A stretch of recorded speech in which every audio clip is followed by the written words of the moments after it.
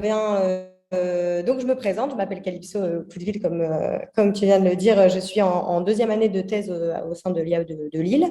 Et donc, je fais ma thèse sur la résilience organisationnelle. Je vais en parler un petit peu. Je vais essayer de pas trop en parler, mais je travaille sur la résilience organisationnelle. Et plus particulièrement, donc mon terrain, c'est la haute cuisine, la haute gastronomie française. Et je m'intéresse à la résilience des business models, à comment les restaurants étoilés ont survécu et se sont potentiellement adaptés face à la crise de la Covid-19. Donc ça, c'est ce que je fais dans le cadre de ma thèse. Aujourd'hui, donc, on va se concentrer sur la créativité au service de l'innovation des business models vers la résilience organisationnelle, toujours sur ce terrain de la haute gastronomie. Donc, je tenais déjà, avant de commencer, particulièrement à remercier Guy Parmentier et Maxime Mélard de me laisser l'opportunité de présenter, ainsi qu'à toute la chère communauté innovation et à la Fabrique de la créativité. C'est particulièrement intéressant pour moi de pouvoir partager mes travaux. Je pense que c'est important, surtout en deuxième année de thèse, quand on est justement dans la construction, de pouvoir avoir ce genre d'échange. C'est très, très intéressant pour moi, donc je vous en remercie. Donc, comme Guy l'a rapidement évoqué, moi, je travaille un petit peu plus sur l'innovation que sur la créativité en elle-même. Et on va voir particulièrement dans la discussion qu'il y a donc un lien entre ces deux éléments, un lien direct. Mais donc, moi, je travaille plutôt sur l'innovation des business models que sur la créativité, même si on va parler de créativité tout au long de cette présentation. Et j'ai volontairement axé cette présentation sur le terrain et sur la discussion, sur les pistes de discussion qu'on pourrait potentiellement avoir et sur lesquelles je pourrais avoir vos retours. Et donc, je vais aller assez rapidement sur le cadre théorique et sur la méthodologie, même si, bien sûr, si vous avez des questions, on pourra évidemment en reparler par la suite. Donc, pour commencer au niveau du cadre théorique, donc la résilience organisationnelle, qu'est-ce que c'est que la résilience? Donc, la résilience, c'est un concept qui est utilisé en gestion déjà depuis, on va dire, 25-30 ans, de plus en plus développé en sciences de gestion. On en a particulièrement entendu parler ces dernières années et ces derniers mois avec la crise de la Covid-19. C'est un concept qui a été très fortement mobilisé dans les médias grand public, qui a été parfois un peu mal mobilisé, je dirais. Donc, c'est pour ça que je me permets de revenir sur ce concept dans un premier temps.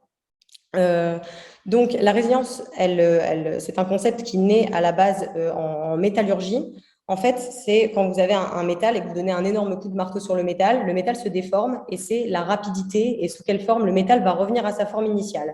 Donc, on a quand même cette notion d'état initial, puis de choc, de déformation et de reformation pour revenir à un état stable ou à un état initial, ça dépend des définitions.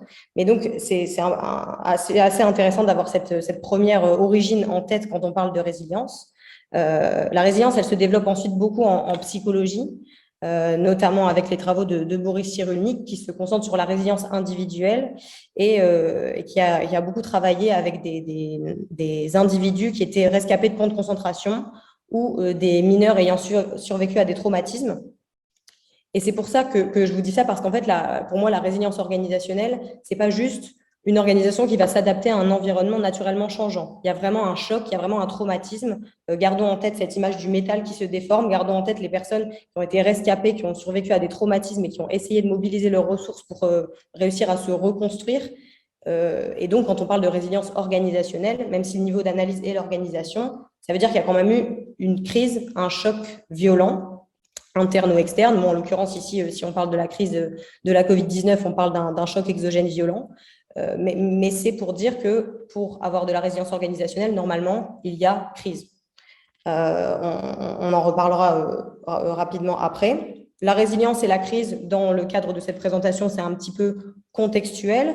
On va se concentrer un petit peu plus particulièrement sur les innovations business model qui vont être mises en place comme réponse organisationnelle face à la crise, puisque les organisations, suite à une crise, ont différents types de réponses organisationnelles ou ont le choix d'effectuer une non-réponse, de ne pas répondre face à la crise. Ici, on se concentre sur celles qui ont répondu. Et donc, pour ce faire, je me concentre donc sur le niveau d'analyse du business model. Qu'est-ce que l'organisation change dans son business model? Comment va-t-elle répondre sous forme d'innovation business model? Donc, quand on parle d'innovation business model, ça va être la modification d'une des composantes du business model ou de l'architecture reliant ces différentes composantes. Je vais juste après vous expliquer quels sont les grands business models qui existent dans la haute gastronomie pour que ce soit un petit peu plus clair. Mais avant toute chose, donc ici, j'ai essayé de modéliser et de schématiser de manière à ce que ça puisse s'articuler un petit peu mieux. Donc, quand on parle de crise, dans la temporalité de la crise, on a 3 phases, avant-crise, crise et post-crise. Donc, entre l'avant-crise et la crise, on a donc, comme je vous l'ai évoqué, le choc, ici un choc exogène violent. Pendant cette phase de crise, si on regarde la littérature sur la résilience, on a 2 phases de résilience, la résilience réactive et la résilience proactive. La résilience réactive, c'est la réaction des organisations face au choc, donc pendant la période de crise. Quelles sont les réactions de l'organisation? Comment, à chaud, elle va réagir? Quelles vont être ses réponses, à la rapidité de ses réponses? Qu'est-ce qu'elle va mettre en place?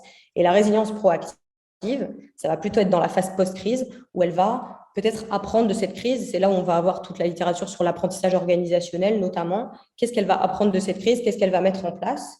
Et si on reparle un petit peu du business model, on a le business model d'avant-crise, le business model pendant crise, donc c'est-à-dire un business model qui va devoir s'adapter à un environnement temporairement changé. Et ensuite, post-crise, est-ce qu'on revient au business model d'avant-crise? Donc, rappelons-nous l'histoire du métal. Est-ce qu'on revient à un état initial? Ou est-ce que peut-être, si on a effectué des innovations pendant cette période de crise, on va les réintégrer dans le business model post-crise?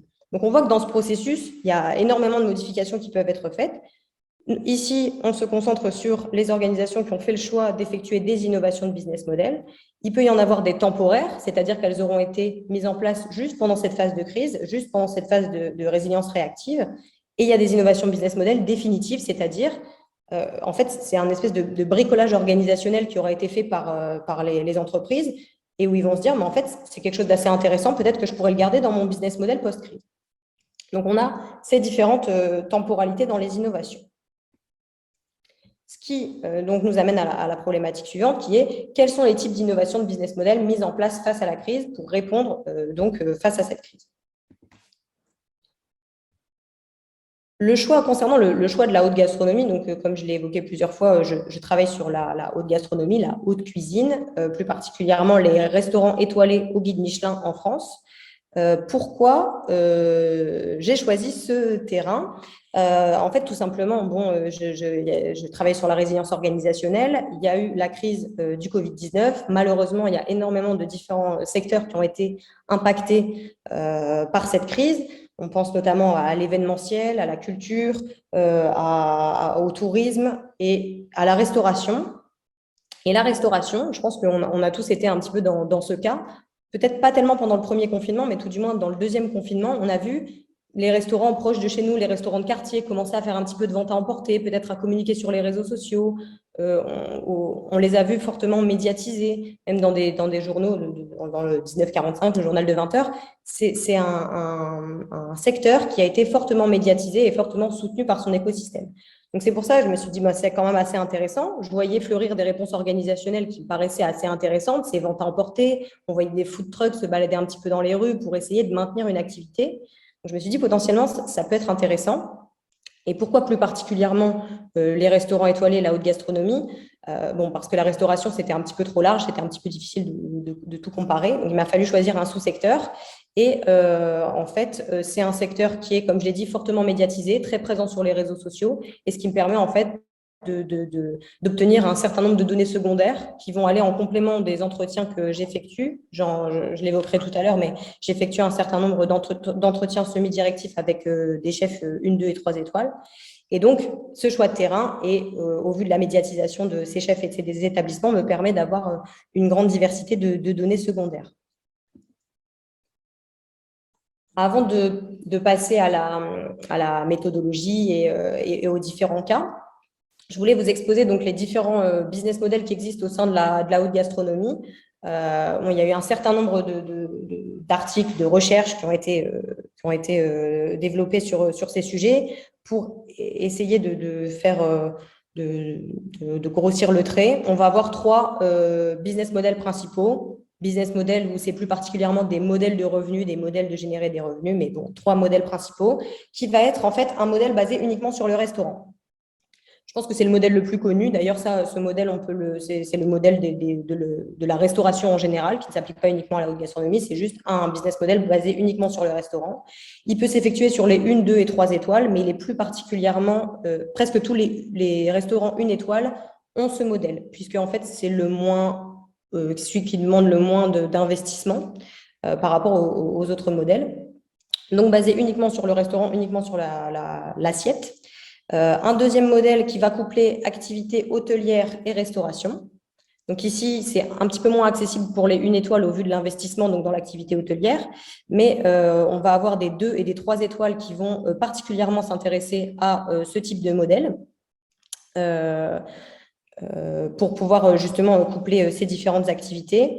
Et enfin, un troisième modèle qui va être un modèle vraiment basé sur la diversification. C'est-à-dire un modèle où on va retrouver des épiceries, des écoles de cuisine, potentiellement souvent on entend dans les médias des chefs qui écrivent des livres, et donc on a un modèle où on va être vraiment sur une très très large diversification. C'est en réalité ces 3 modèles qui existent. Pour vous donner une idée, souvent on le voit assez facilement sur est-ce que le restaurant est un restaurant éponyme ou non, c'est-à-dire est-ce que le restaurant a son propre nom ou est-ce que le restaurant a le nom du chef. Par exemple, quand on parle d'un modèle fortement diversifié, il y a un certain nombre de très grands chefs, les chefs les plus étoilés au monde, comme Anne-Sophie Pic ou Alain Passard, qui sont dans ce modèle fortement diversifié. Il y a des écoles à leur nom, il y a un site internet à leur nom et le restaurant est juste une partie de leur activité. Donc, c'est vraiment un business model basé sur le chef et plus forcément sur l'assiette, la gastronomie, même si ça fait partie à part entière. Donc, c'est ces 3 modèles qui coexistent. Quand on voit ces 3 modèles et quand on voit les investissements que ça demande pour passer de 1 à 2 étoiles ou à 2 à 3 étoiles, on se rend compte que les innovations business model sont difficiles à mettre en place. Les pivots stratégiques pour ce type d'organisation sont assez difficiles à mettre en place. Et donc, c'est pour ça que je tenais à vous expliquer un petit peu les différents modèles économiques qui existent. Au niveau donc de la méthodologie employée, donc ce que j'ai effectué, c'est ce que j'ai voulu savoir dans un premier temps, c'est de savoir est-ce qu'il y a une innovation business model ou non. C'est-à-dire, puisque là depuis tout à l'heure je vous parle d'innovation business model, mais tous les restaurants n'ont pas fait innover leur business model, tous les restaurants n'ont pas répondu favorablement à la crise. Il y en a qui sont restés dans l'inaction et c'est un type de non-réponse qui est un choix. Donc, j'ai considéré comme innovation business model toutes les réponses organisationnelles qui ont entraîné un processus de management des ressources et ou des compétences ou de la structure de l'organisation ou qui ont d'une quelconque manière modifié la manière de créer ou de capturer de la valeur. Surtout cette dernière partie est assez intéressante, on va le voir dans les différents cas. Leur manière de créer et de capturer de la valeur a été complètement modifiée pendant cette période de crise. Dans un deuxième temps, l'objectif, c'est de distinguer s'il s'agit d'innovation business model temporaire ou définitive. Donc, c'est-à-dire, est-ce qu'on parle d'une innovation qui n'est mise en place que pendant la période de résilience réactive, donc de réaction face à la crise, ou est-ce qu'elle va être maintenue dans le business model post-crise? Pour ce faire, donc, j'ai effectué une revue systématique de 5 revues spécialisées en haute gastronomie. Donc de mars 2020 jusqu'à mars 2022. Bon, en réalité, de toute façon, toutes ces données, je continue de les traiter pour la thèse. Donc, en fait, là, c'est dans le cadre de cette communication, mais en réalité, je continue de les traiter quotidiennement.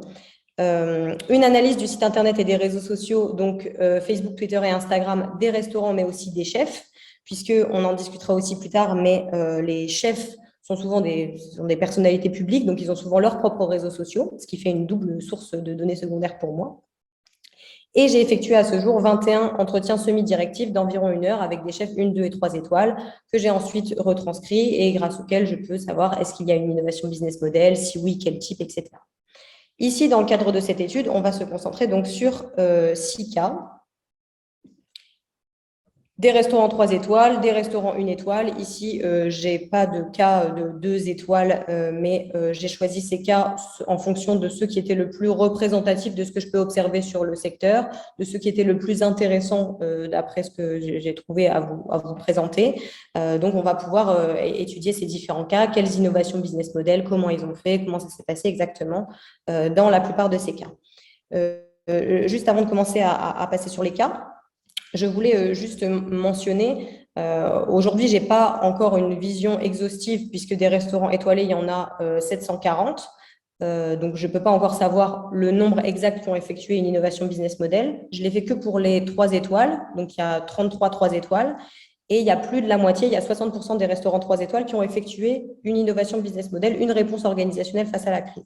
C'est un chiffre qui est assez intéressant parce que ça fait plus de la moitié, alors que le pivot stratégique est plus difficile à effectuer pour les 3 étoiles, puisque c'est des plus grosses structures, c'est beaucoup plus compliqué. Donc, quand j'aurai terminé de le faire de manière exhaustive, je pense que le pourcentage sera un peu plus important. Et je tenais à mentionner ça parce qu'en fait, on se rend compte que j'en reparle pas particulièrement dans la présentation, mais les établissements n'avaient pas besoin financièrement de mettre en place des innovations business model puisqu'on a la chance d'être en France et c'est un secteur qui a été fortement soutenu par l'État. Il y a eu énormément de soutien de la part de l'État, il y a eu le chômage partiel, il y a eu l'étalement des loyers, ils ont pu obtenir des PGE. Tous les entretiens que j'ai effectués, tous les chefs étaient vraiment ravis du soutien dont ils ont pu bénéficier par l'État, surtout quand on entend des pays voisins comme par exemple la Belgique ou l'Espagne, où le soutien de l'État a été absent ou alors moindre. Et donc, financièrement, ces établissements auraient très bien pu, et ça valait plus le coup en fait, de ne rien faire et de ne pas répondre face à la crise. Et on a quand même plus de la moitié qui ont effectué des innovations business model. Donc ça, c'est déjà une première chose assez intéressante. Même si ce n'est pas l'objet de cette présentation, je tenais quand même à le mentionner. Pourquoi est-ce qu'ils ont effectué ces innovations alors que ce n'était pas rentable? La plupart l'ont mis en place et ont perdu de l'argent avec ces innovations. C'était tout simplement pour maintenir le lien avec les clients, maintenir le lien avec les fournisseurs, maintenir le lien aussi avec les salariés, maintenir aussi les compétences, puisqu'on parle quand même d'un métier manuel qu'il faut pratiquer. Il y a un certain nombre de restaurants qui ont décidé de rester fermés pendant 1 an et demi et qui m'ont dit, mais en fait, au bout d'1 an et demi, on ne sait plus cuisiner. Ce n'est pas en faisant le soir à dîner que ça n'est pas exactement la même chose. Donc, perte de compétences. Et surtout, la plupart des chefs avec lesquels je me suis entretenue sont des dirigeants, entrepreneurs et chefs de cuisine. Donc déjà, les entrepreneurs, et en plus, si on couple avec chefs de cuisine, donc ce sont des gens qui travaillent beaucoup, qui n'ont pas de soirée, qui n'ont pas de week-end, ceux depuis leurs 14 ans. Donc, de ne rien faire et de rester dans son canapé à regarder Netflix, je pense que ça a marché pendant 1 semaine, mais après, la plupart, ils avaient juste besoin de travailler, en fait. Donc, c'est pour ça qu'on voit des innovations business model, mais je tenais juste à revenir dessus dans le sens où ce n'était pas en quête de rentabilité et de capture de valeur à court terme, en tout cas. Donc, nous commençons avec la Maison de Trois Gros, donc il y a un restaurant 3 étoiles. C'est l'un des plus vieux restaurants 3 étoiles au monde, puisqu'ils ont eu leur 3e étoile en 1968. Et donc, quelles sont les innovations business model qui ont été mises en place par la Maison de Trois Gros? Il y en a eu 3. La première, donc, la vente à emporter. En fait, vous allez voir tout au long de ces différents cas, la vente à emporter, c'était l'innovation business model la plus classique, puisque c'est la plus simple à mettre en place. Même si tout le monde me l'a dit, faire de l'étoilé en boîte et à emporter, c'est très compliqué, voire impossible, mais ils ont essayé de réorganiser un petit peu leurs produits, d'utiliser quand même les mêmes produits, les mêmes compétences qu'aux 3 étoiles, mais organisés différemment, reconfigurés un petit peu différemment. Donc, on avait ce système de vente à emporter. Donc, comme on peut le voir, c'est une vingtaine d'euros, donc c'est beaucoup, beaucoup moins cher qu'un entrée plein dessert dans un restaurant 3 étoiles à la base. Donc, mise en place de vente à emporter, première innovation business model. La deuxième, c'est les réseaux sociaux. Les réseaux sociaux, c'est assez intéressant parce qu'en fait, le milieu de la haute gastronomie et le milieu de la haute cuisine, et particulièrement en France, c'est un secteur assez classique qui est ancré quand même dans un certain nombre de valeurs, etc., où les chefs, pas tous, et je ne parle pas particulièrement de Michel Troisgros, mais où certains chefs peuvent avoir une aversion pour les réseaux sociaux. On parle d'un métier manuel, d'un métier très classique, etc. Donc, une certaine aversion peut-être pour les réseaux sociaux. Et au moment du confinement, ils se sont rendus compte qu'en fait, c'était le seul moyen pour eux de communiquer avec leurs clients.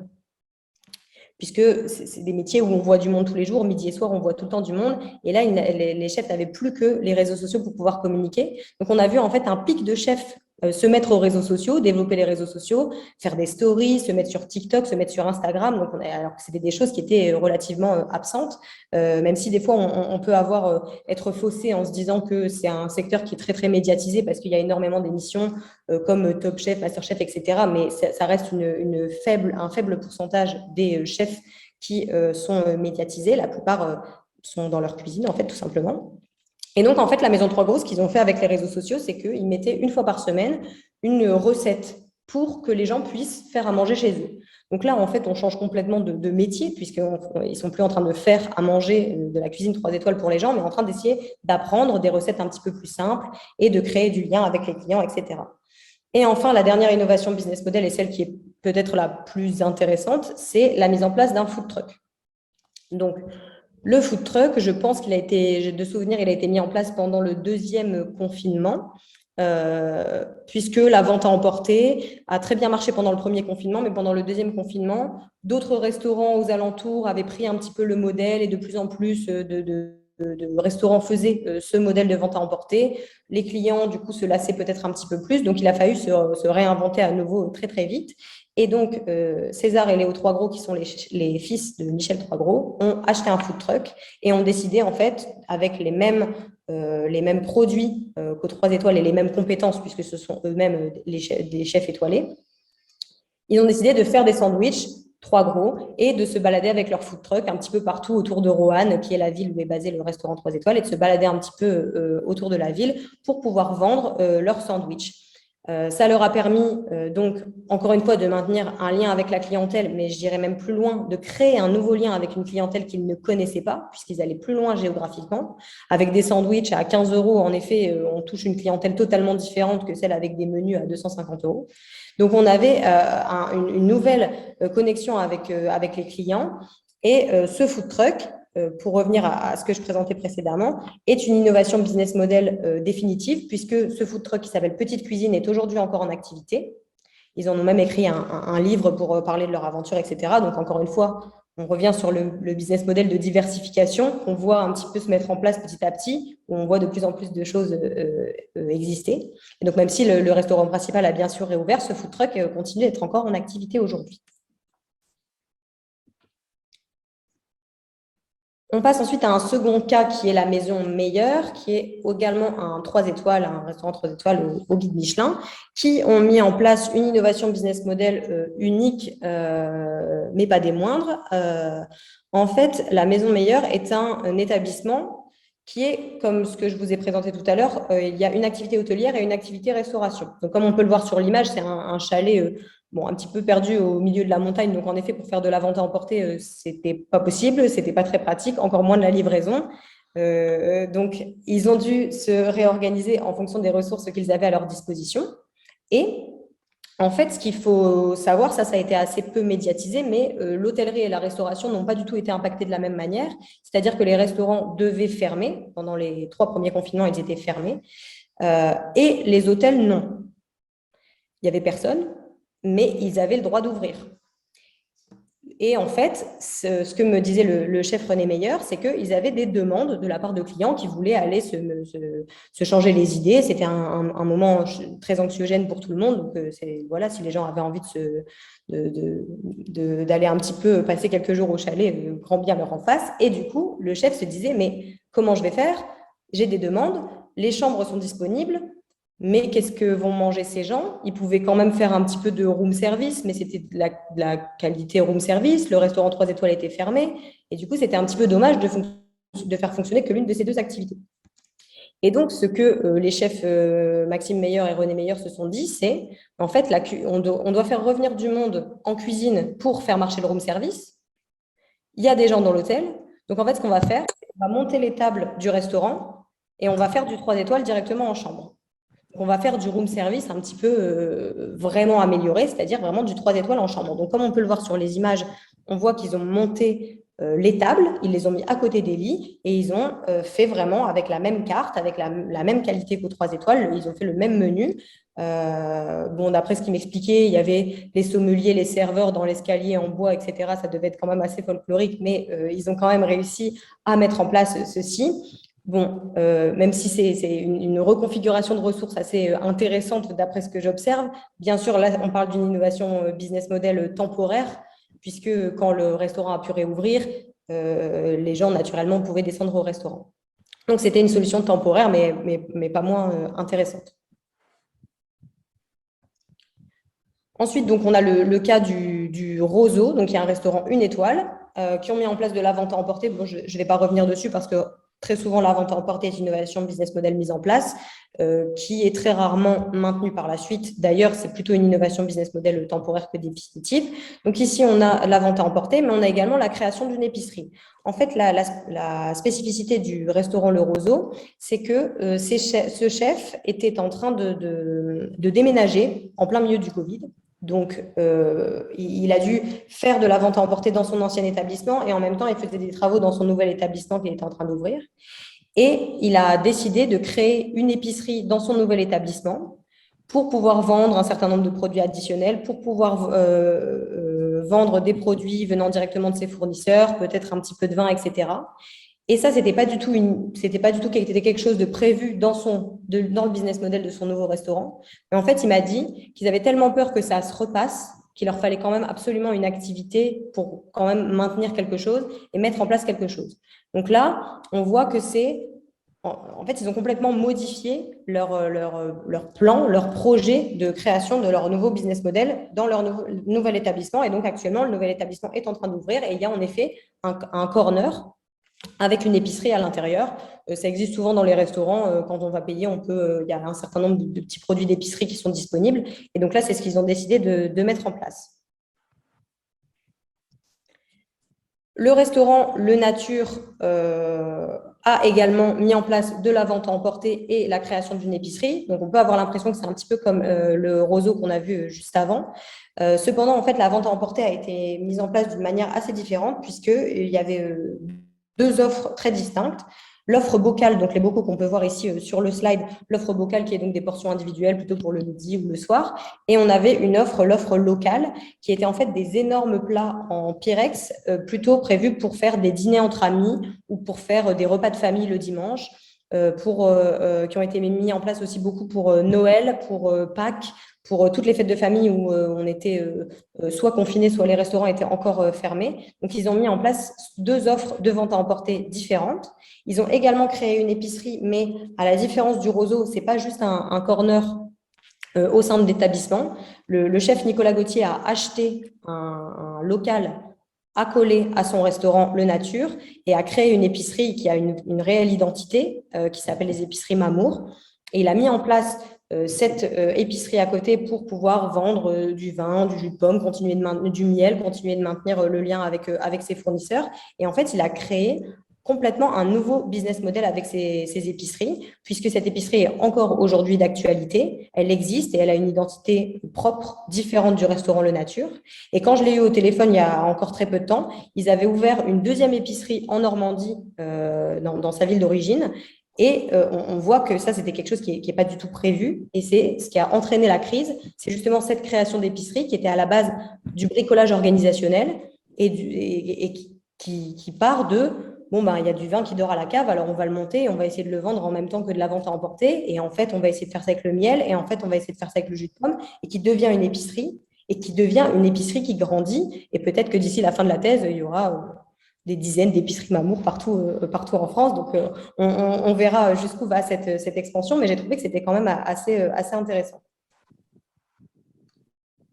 Enfin, donc, le cinquième cas au bonheur de la table. Donc, au niveau des innovations business model mises en place, donc, on a de la vente à emporter, mais ici, on a l'option livraison. Ça, j'en ai pas encore parlé depuis le début parce que la plupart des restaurants ont fait uniquement de la vente à emporter et pas livrée. Tout simplement parce que même si, comme je l'ai évoqué, c'est un petit peu difficile de faire de l'étoilé en barquette, de l'étoilé en boîte. Bon, comme on peut voir sur le slide, ils essayent de faire quand même au maximum pour rendre quelque chose de joli, etc. Mais tous les chefs m'ont dit que c'était pas de l'étoilé. C'était, voilà, ils essayent de s'adapter par rapport à un environnement changeant, mais c'est pas vraiment exactement de la qualité étoilée. Et donc, si en plus on couple ça avec des plateformes de livraison qui n'ont peut-être pas exactement les mêmes attentes au niveau de la qualité, etc. Bon, c'est sûr qu'un restaurant 3 étoiles, il ne va pas vous faire, même si c'est moins cher, il ne peut pas s'associer à des plateformes comme Deliveroo ou Uber Eats pour pouvoir livrer les choses, ça ne va pas aller. Donc, il y a un certain nombre de plateformes qui ont émergé, qui étaient spécialisées dans la haute gastronomie, avec des coffrets réfrigérés, avec des choses qui ont été mises en place vraiment exprès pour maintenir la qualité étoilée. Ici, cette livraison a été mise en place justement par un organisme qui s'appelle Hippolyte, qui est une organisation de livraison de plats gastronomiques. Et ce chef, donc Eugène Aubrèche, a également fait l'acquisition d'un bâtiment pour construire une activité hôtelière. Donc, comme je vous l'ai dit, souvent, on commence par juste un restaurant et ensuite, l'autre modèle, c'est de coupler hôtellerie et restauration. Donc, ici, juste à côté sur la photo, la maison juste à côté, donc, il l'a rachetée pour pouvoir créer des chambres. Et ça, c'est quelque chose que les chefs ont beaucoup fait, c'est prendre du temps pour pouvoir mettre en place les projets qu'ils avaient et qu'ils ne pouvaient peut-être pas opérationnaliser parce qu'ils étaient dans le rush tout le reste du temps. Et donc, c'est une manière, en fait, de mettre en œuvre tous les projets qu'ils avaient, c'est-à-dire cette activité hôtelière qu'il avait déjà en tête depuis un petit moment. Il a également créé un espace sommellerie qui fonctionne très, très bien, un petit peu comme je vous l'ai expliqué avec l'épicerie, pour effectuer des ventes additionnelles en plus de la vente à emporter. Ça fonctionnait très, très bien d'essayer de vendre du vin. Et ça, il l'a maintenu. C'est une innovation business model définitive parce qu'il l'a maintenu à l'issue en se rendant compte, et ce n'est pas le seul, c'est quelque chose qui a été beaucoup mis en place, que les gens, quand ils goûtent du vin au restaurant, finalement, en fait, ils aiment bien pouvoir peut-être repartir en achetant une ou deux bouteilles s'ils ont vraiment bien aimé. La marge est bien supérieure sur le vin que ce qu'ils peuvent faire sur la restauration. Et ça ne demande pas bien plus de travail. Souvent, ils ont les compétences ou alors ils sont entourés de sommeliers très compétents. Donc, c'est quelque chose qui est beaucoup mis en place et qui permet de faire de la vente additionnelle et c'est assez intéressant. Et enfin, donc, le dernier cas, le Vagabond qui est donc devenu le Poisson Roux. En fait, le Vagabond, c'est un restaurant étoilé dans le centre de Lille qui est spécialisé dans le poisson. Ce n'est pas la seule chose qu'il fait, mais c'est quand même spécialisé dans le poisson. Et au moment du confinement, le chef Nicolas Pourcheresse s'est rendu compte a décidé de maintenir le lien avec ses fournisseurs et notamment avec les pêcheurs. Et il est devenu une poissonnerie. C'est-à-dire qu'il a décidé en fait de revendre, de retravailler très légèrement les poissons, les produits de la mer, etc. Et il a décidé de devenir une poissonnerie. Bon, lui, il dirait traiteur de la mer. Bon, moi, je n'ai pas encore exactement tous les codes, donc traiteur de la mer.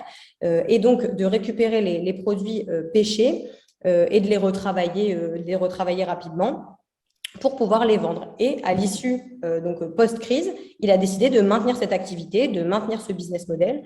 Donc là, aujourd'hui, il y a encore, je crois, 6 couverts 3 fois par semaine. Donc, il y a une très, très maigre activité restauration. Et on est sur de l'activité principale qui est traiteur de la mer. Donc là, c'est plus qu'une innovation business model, c'est vraiment un changement d'identité en fait de l'organisation. Et ça, c'est des choses qu'on a pu observer assez souvent, des changements complets d'identité par le biais, grâce à la crise. Donc ici, on peut retrouver très rapidement juste un tableau de synthèse qui va rappeler donc le nom des chefs de l'établissement, le nombre d'étoiles, les BMI mises en place, est-ce qu'elles sont temporaires ou définitives et donc est-ce qu'il s'agit de résilience réactive ou de résilience réactive et proactive. Donc principalement les temporalités des BMI. Et enfin, donc à l'issue de cette étude, ce sur quoi on peut porter notre attention, c'est déjà la multiplicité des innovations business model qui ont été générées comme réponse organisationnelle face à cette crise. En fait, c'est assez intéressant d'observer les processus de management des ressources qui ont été effectués par les chefs, puisque là où la littérature et où la plupart des secteurs d'activité auraient voulu, dans un premier temps, être à l'arrêt et peut-être observer les phénomènes de marché, observer et potentiellement effectuer un certain nombre de mimétismes envers les concurrents. Là, quand j'ai échangé avec les chefs, à chaque fois, l'une de mes questions lors des entretiens, c'est de se dire, bon, vous apprenez que votre restaurant va fermer à minuit. Donc, je ne sais pas si vous vous en rappelez, mais c'était un samedi à minuit. Les restaurants ont dû fermer à minuit. Donc, c'est en plein milieu du week-end. Eux, ils sont en plein service. Donc, c'est-à-dire qu'ils l'ont appris par les clients. Les frigos sont pleins puisque c'est le week-end, donc c'était un petit peu compliqué. Et donc, je leur dis, mais vous apprenez ça et qu'est-ce que vous faites? Qu'est-ce qui se passe dans votre tête et quelles sont vos prochaines 48 heures? Et la plupart me répondent, bon, on finit le service et après, on se met tous ensemble autour d'une table et on réfléchit et on se dit, qu'est-ce qu'on va faire? Il faut qu'on fasse quelque chose, il faut qu'on maintienne quelque chose. Donc, il y a directement de l'action, très rapidement de la réflexion pour de la mise en place d'actions concrètes. On a très peu d'observations et donc c'est pour ça qu'on peut expliquer cette diversité et cette multiplicité d'innovations parce que tout le monde s'est recentré sur ses ressources et sur l'écosystème qu'il avait de disponible en se disant, bon, bah, en fait, j'ai du vin à la cave, on va le monter, on va essayer de le vendre, j'ai ça, on peut faire de la vente à emporter, etc. Donc, on voit ce bricolage organisationnel devenir des réelles innovations business model temporaires et devenir de réelles innovations business model définitives et faire évoluer complètement le business model, quitte à faire évoluer complètement l'identité de l'organisation. Donc, ça, c'est déjà une première chose. Une distinction donc des BMI temporaires et définitives qui est assez intéressante pour être soulignée puisqu'elle est complètement, c'est quelque chose de relativement absent de la littérature, cette distinction BMI temporaire et définitive. Et enfin, la dernière chose que je voulais évoquer, c'est que le secteur de la haute gastronomie, le secteur de la haute cuisine, c'est un secteur sur lequel il y a eu un certain nombre de recherches, notamment au niveau de la créativité, mais plus particulièrement sur la créativité au niveau du produit, au niveau de l'assiette, puisque l'innovation, la créativité, c'est quelque chose qui fait part de l'essence même des chefs, particulièrement les chefs étoilés. On leur demande d'être constamment créatifs, de l'innovation constante. Couplé à une grande capacité à gérer le stress, à gérer la pression. Et donc, je pense que cette créativité produit a permis et a favorisé l'innovation business model, puisque quand j'ai échangé avec eux, la plupart, il n'y avait pas vraiment eu d'inquiétude ou de stress. C'était vraiment juste, bon, ben, ça a changé, l'environnement a changé, c'est pas grave, on doit s'adapter, mais de toute façon, notre métier, c'est constamment de s'adapter. Donc, j'avais pas l'impression que c'était un problème. Peut-être que perçu d'extérieur, ça paraissait vraiment une montagne, et eux ont eu quand même une grande capacité d'adaptation. Et je pense que c'était directement lié à la créativité et au fait que ce soit une industrie créative. Ce qui pourrait être intéressant, c'est justement d'essayer de comparer à d'autres organisations créatives qui ont été fortement impactées par la crise du Covid-19 pour pouvoir voir justement est-ce qu'il y a un lien de corrélation ou non.